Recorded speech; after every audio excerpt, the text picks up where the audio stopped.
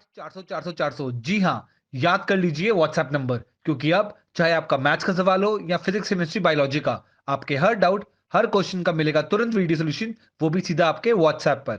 बस अपने फोन में डाउटनेट का 8 400 400 400 व्हाट्सएप नंबर सेव कर लीजिए और चैट ओपन कीजिए। फिर जो भी आपका डाउट है उस सवाल की आपको बस फोटो खींचनी है, उसे क्रॉप करना है और 5 सेकंड में आपको उसका वीडियो सॉल्यूशन मिल जाएगा। क्लास 6 से 12 IIT JEE, NEET, CBSE boards और सभी स्टेट बोर्ड्स के बच्चों के लिए।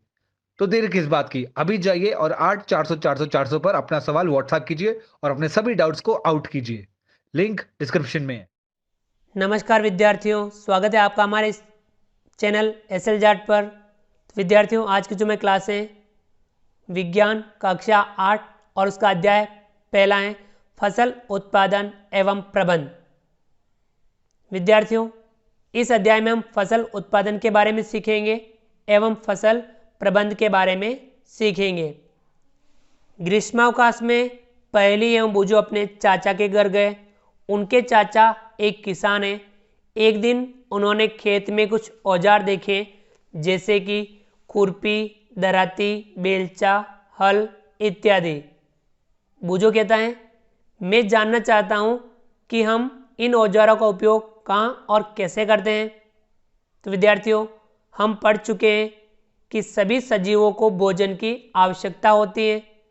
पौधे अपना भोजन स्वयं बना सकते हैं।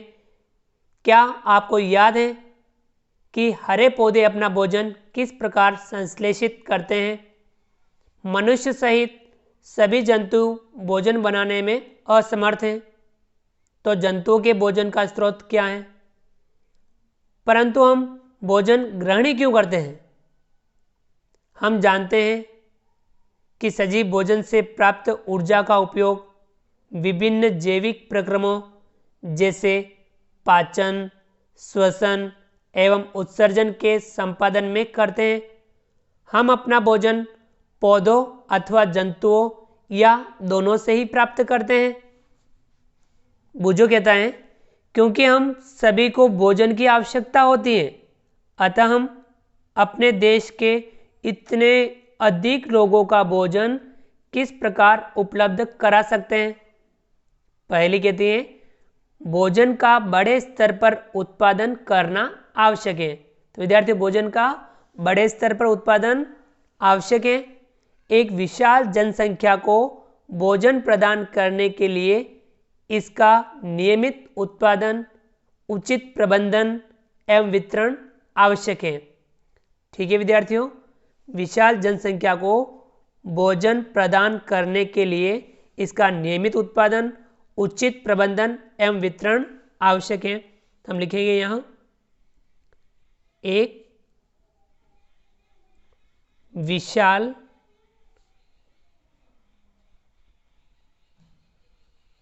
जनसंख्या को भोजन प्रदान करने के लिए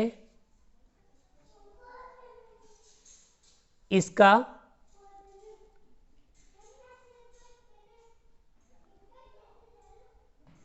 नियमित उत्पादन, उचित प्रबंधन एवं वितरण आवश्यक है। ठीक है विद्यार्थियों, तो इसके लिए हम सीखेंगे कृषि पद्धतियाँ। हम अध्ययन करेंगे इसमें कृषि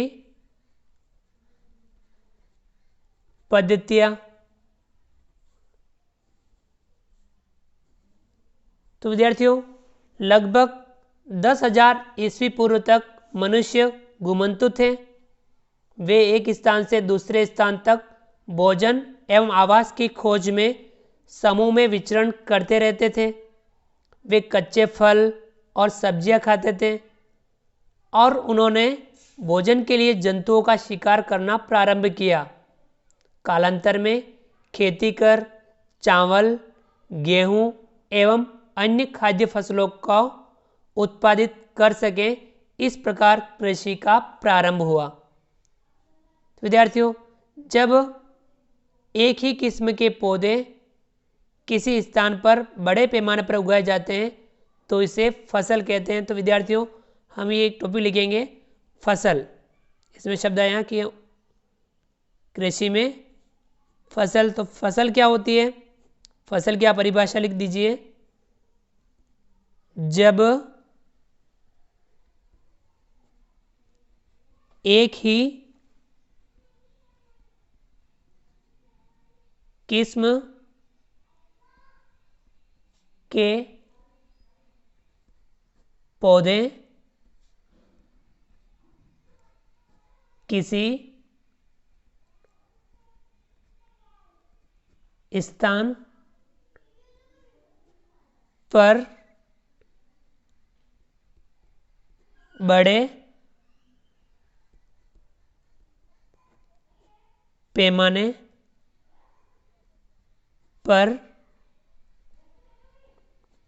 पर उगाए जाते हैं तो इसे फसल कहते हैं। विद्यार्थी, फसल किसे कहते हैं? जब एक ही किस्म के पौधे किसी स्थान पर बड़े पैमाने पर उगाए जाते हैं तो इसे फसल कहते हैं। ठीक है विद्यार्थियों, फसल का हम उदाहरण बता देते हैं कि फसल किस प्रकार से। उदाहरण,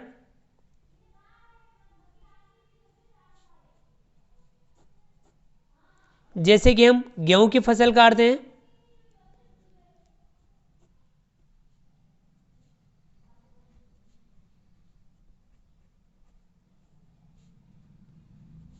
गेहूं की फसल का अर्थ है कि खेत में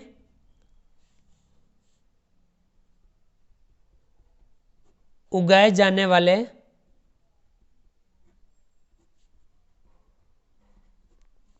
सभी पौधे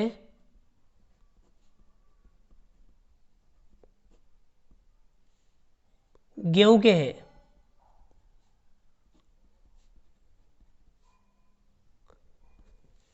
गेहूं की फसल काटते हैं कि खेत में उगाए जाने वाले सभी पौधे गेहूं के। जैसे कि चावल की फसल काटते हैं कि खेत में उगाए जाने वाले सभी पौधे चावल के हैं। तो इस प्रकार से गेहूं की फसल काटते हैं कि खेत में उगाए जाने वाले सभी पौधे गेहूं के हैं। आप जानते ही हैं कि फसलें विभिन्न प्रकार की होती हैं, जैसे कि अन्न, सब्जियां एवं फल। जिस मौसम में यह पौधे उगाए जाते हैं उसके आधार पर हम फसलों का वर्गीकरण कर सकते हैं कि फसलें कौन से मौसम में उगाई जाती हैं। भारत एक विशाल देश है जहां ताप, आर्द्रता और वर्षा जैसी जलवायु परिस्थितियां एक क्षेत्र से दूसरे क्षेत्र में भिन्न हैं। अतः देश के विभिन्न भागों में विविध प्रकार की फसलें उगाई जाती हैं। इस विविधता के बावजूद मोटे तौर पर फसलों को दो वर्गों में बांटा जा सकता है। तो हम फसलों का वर्गीकरण पढ़ लेते हैं। फसलों का वर्गीकरण।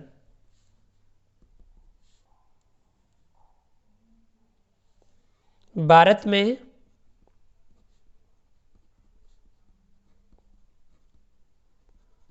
विविधता के बावजूद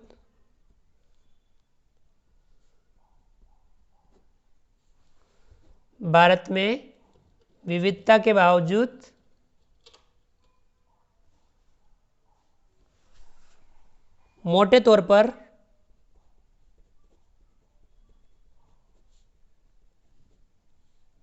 फसलों को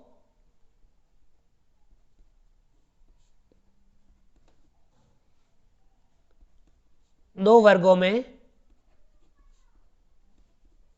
बांटा जा सकता है।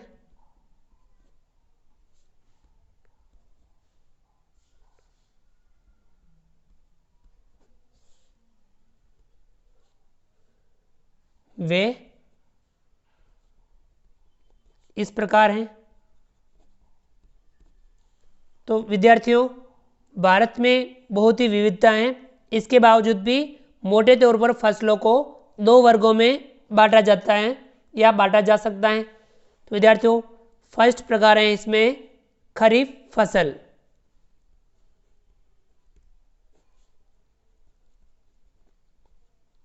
पहला प्रकार कौन सा है? खरीफ फसल।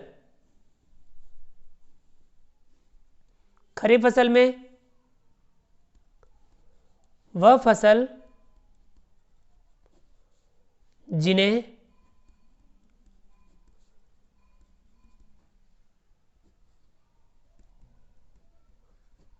वर्षा ऋतु में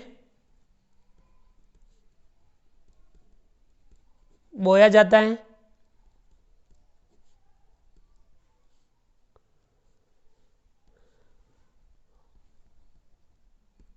खरीफ फसल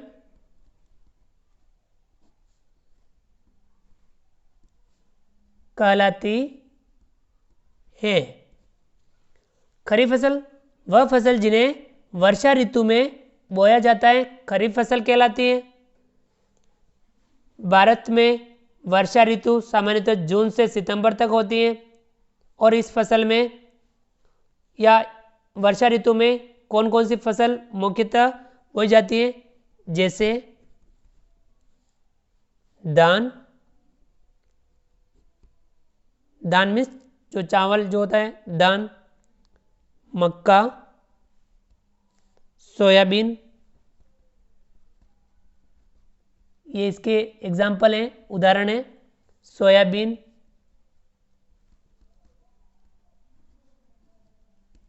मूंगफली, कपास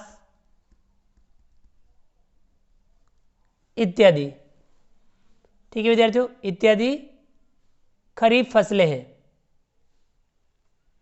इसी प्रकार से फसल का जो वर्गीकरण है उसमें दूसरा जो हमारा प्रकार है वह है मोटे तौर पर रबी फसल।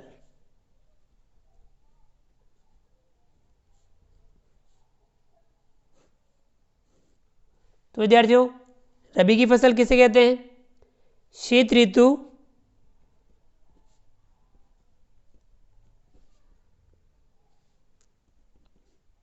शीत ऋतु में उगाई जाने वाली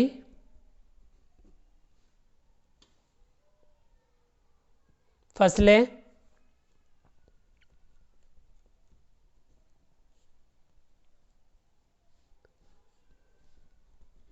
रबी फसलें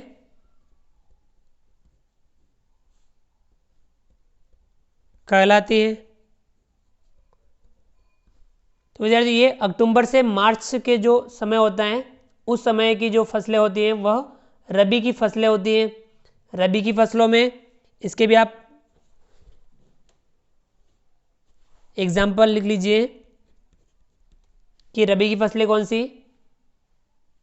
जैसे कि गेहूं, चना, मटर, सरसों,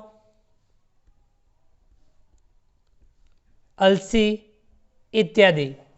ये जो फसलें हैं वे होती हैं रबी की फसलें। तो विद्यार्थियों, वर्षा ऋतु में बोई जाने वाली फसलें खरीफ की फसलें और शीत ऋतु में बोई जाने वाली फसलें कौन सी कहलाती हैं? रबी की फसलें। इसके अलावा भी कई स्थानों पर दालें और सब्जियां ग्रीष्म में भी उगाई जाती हैं, यानी ग्रीष्म काल में भी फसलें उगाई जाती हैं। तो विद्यार्थियों, अगला है हमारा टॉपिक है आधारित फसल पद्धतियाँ।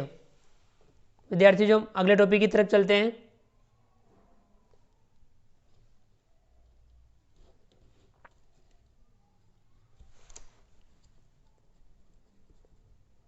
आधारित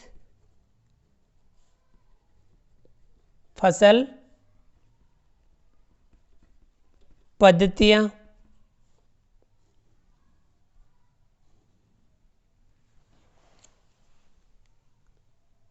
बूझो कहता है धान को शीत ऋतु में क्यों नहीं उगाया जा सकता। पहली कहती है धान को बहुत अधिक पानी की आवश्यकता होती है, अतः इसे केवल वर्षा ऋतु में ही उगाते हैं।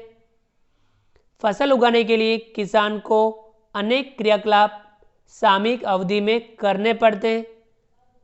आप देखेंगे कि यह क्रियाकलाप उस प्रकार के हैं जिनका उपयोग माली अथवा हम सजावटी पौधे उगाने के लिए करते हैं।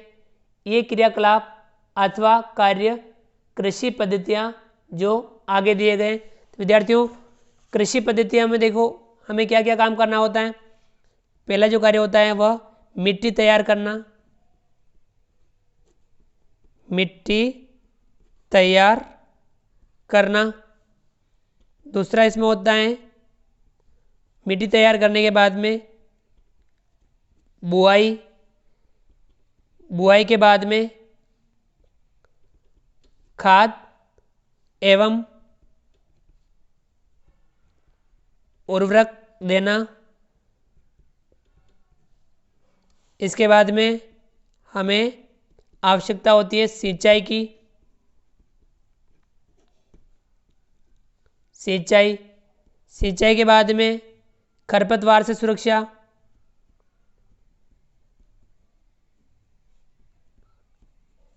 खरपतवार से सुरक्षा। इसके बाद में हमें कटाई, कटाई के बाद में भंडारण। तो विद्यार्थियों में आधारित फसल पद्धतियों में हमें क्या क्या करना होता है। मिट्टी तैयार करना, बुआई, खाद एवं उर्वरक देना, सिंचाई, खरपतवार से सुरक्षा, कटाई, भंडारण।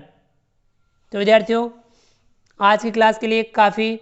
आज की क्लास में हमने सीखा फसल के बारे में सीखा।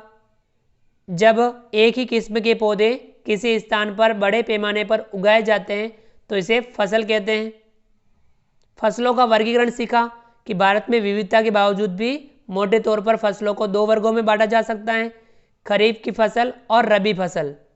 खरीफ फसल में वह फसल जिन्हें वर्षा ऋतु में बोया जाता है खरीफ फसल कहलाती है। रबी फसल यानी शीत ऋतु में उगाई जाने वाली फसलें रबी फसलें कहलाती हैं। इसके बाद में हमने आधारित फसल पद्धतियों में मिट्टी तैयार करना, बुआई, खाद एवं उर्वरक देना, सिंचाई, खरपतवार से सुरक्षा, कटाई और भंडारण, इनके बारे में हमने आज की क्लास में सीखा। अगली क्लास में हम विद्यार्थियों शुरू करेंगे इस टॉपिक मिट्टी तैयार करना। तो विद्यार्थियों आप ध्यानपूर्वक पढ़िए, समझिए और अपनी विषय को ध्यान से समझने का प्रयास कीजिए। विद्यार्थियों आप हमारे इस वीडियो को लाइक कीजिए, चैनल पर नए हो और अभी तक चैनल को सब्सक्राइब नहीं किया हो तो नीचे दिए गए लाल रंग के सब्सक्राइब बटन को दबा करके हमारे इस चैनल को सब्सक्राइब कीजिए। बेल आइकन ऑल नोटिफिकेशन के लिए दबाइए ताकि आप तक हमारा लेटेस्ट वीडियो सबसे पहले पहुंच पाएँ। आप अधिक से अधिक विद्यार्थियों मित्रों तक हमारे वीडियो शेयर जरूर कीजिए और नीचे दिए गए कमेंट्स बॉक्स में कमेंट्स करके बताइए कि आपको ये हमारा वीडियो कैसा लगा। तो फ्रेंड्स मिलते हैं अगली क्लास में नए वीडियो नए कंटेंट के साथ में। तब तक के लिए थैंक यू, धन्यवाद, जय हिंद, जय भारत। आपका दिन शुभ रहे। Thank you.